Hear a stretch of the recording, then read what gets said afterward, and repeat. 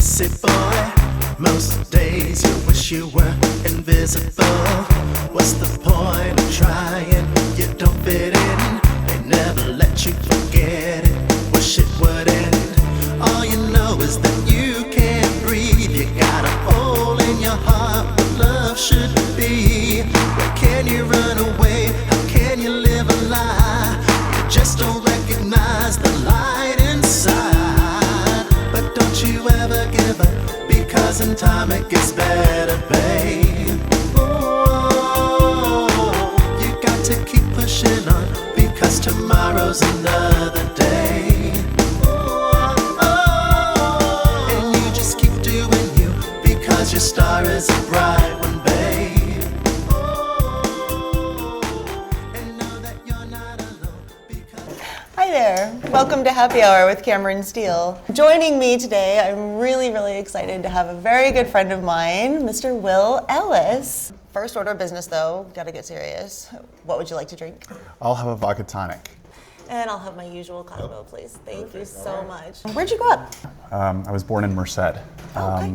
and I grew up or spent most of my life in a really even smaller town north of Merced called Atwater. Yeah, not too many people know about it. It's a really small town. It's an Air Force town. So my dad was in the Air Force, and he was stationed there. He's from New Jersey. And my mother's parents were an Air Force family as well. And so that's how she ended up in Atwater. What was it like growing up in a small place like that? You know, it's fun. It's home for me. I was happy to get out when I was 18. And You just bailed the minute you were Yeah, I did. I split when I was 18. Probably won't ever live there again, but it's still home to me, and I still enjoy going back.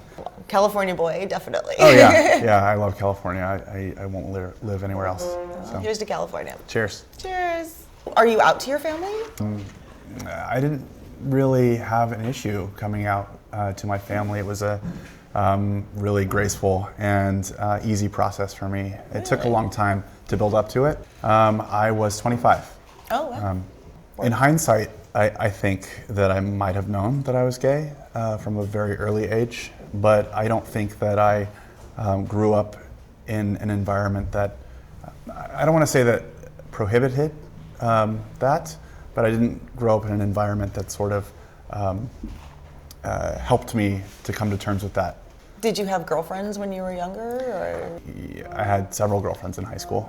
You know, I thought I was going to get married and have kids. And Where did you go to school? for undergraduate school, I went to the University of California in Davis. What did you study? I studied communication and Italian, actually. Oh, you speak Italian? I do, yeah. That's so cool. I didn't know that. Say Yeah. something in Italian. Che cosa vuoi mi dire? What does it mean? What do you want me to say? Oh, well, that was good enough. It's so romantic. You can say anything in Italian. It just sounds so beautiful. Actually, it was a fluke. I mean, I didn't mean to learn Italian. I'm not Italian by blood. I studied in Davis and had the opportunity to travel to Italy while I was in school. Oh. Davis gave me a really great opportunity afterwards to move to London. Wow. I actually had a girl that I had met while I was in school who lived in London. She was English. Obviously, this is before you came out as gay, and you identify as gay now, but you had this girlfriend for a couple of years, so kind of what happened there? Like, No, I loved her. I still love her. I realized when I was there that that I was gay. You know, I had during the relationship? During the relationship, and I realized that I was never going to make her happy, and that she was never going to make me happy, because of this underlying thing that I didn't know what it was. I had no idea. You hadn't realized it was there when you were. It was there. Yeah. I remember I was at a movie with my friend Sean. This was never going to happen between Jen and myself. So I ended the relationship the next day. I Wow. called her, and it was really difficult, really hard bet. for her, very hard for me. I sort of knew why I was doing it, but I still didn't realize that I was coming out of the closet. Obviously, there were circumstances I know about in high school where it kind of led you to date more, like, later. Can you talk about that? Yeah, so in high school, I was very sick. I was diagnosed with leukemia when I was 16. And that sort of prevented me from dating. It put my dating life, my social life really, on hold for about 4 or 5 years, and I wasn't able to have a normal life that my peers were having until much later. So you were really like super seriously sick for 5 years? Yeah, I was on chemotherapy for about 4 years. Was there a risk of not making it? Yeah, I mean, I think that if you ask my parents or my family members, they would, they might say that they didn't think that I would make it. Wow. So, how did that affect you now? Long term? I mean, I think it's part of who I am. I've lived longer in remission and as a survivor than I ever lived before I was diagnosed with it. So it's part of who I am. It's part of the story that I share. And you did work with the Make-A-Wish Foundation for a while too, Yes. right? Yeah, I was actually a wish child. I decided to become a wish granter myself, and so I as well. I might cry a little bit actually.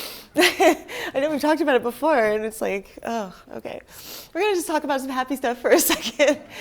Are you in a relationship? Are you seeing someone right now? I am. Yeah, I am seeing somebody. Oh, way to tell me. And there's nothing defined, or we don't have any sort of parameters that we're following or guidelines.